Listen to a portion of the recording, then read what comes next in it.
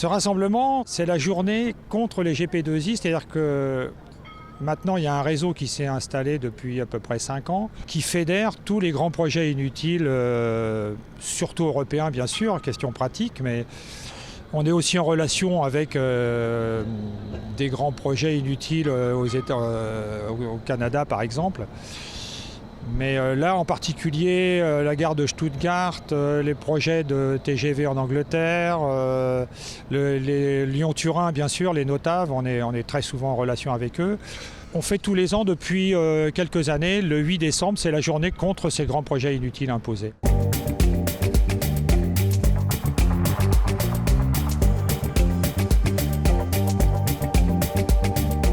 Et le point commun, c'est que les projets, ils font vivre les multinationales, donc ils sont faits par les multinationales. Les multinationales vendent le projet aux politiques et les politiques le vendent au public. Voilà. Alors après, pour le vendre au public en respectant les procédures dites démocratiques, alors on trouve des arguments, on trouve tout ce qu'il faut et on respecte les procédures de consultation de public, etc. On les consulte pour savoir la couleur du pavé, de l'aérogare ou des choses comme ça, mais le projet en lui-même, on ne revient plus dessus. Et que ce soit Sivins, que ce soit Bure, que ce soit Notre-Dame-des-Landes, que ce soit tous ces projets-là, c'est comme ça, c'est bâti comme ça. Et on met tout le monde au pas, y compris la justice, parce que maintenant, on a les preuves par neuf que la justice, voilà, c'est quand même un petit peu douteux que les manières dont ça se passe.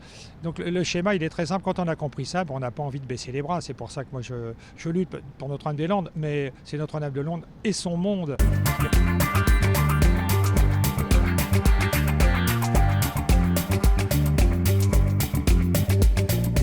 Ça nous donne un petit souffle quand même, vraisemblablement, parce que le fervent défenseur de l'aéroport, du déménagement de l'aéroport, c'était M. Valls.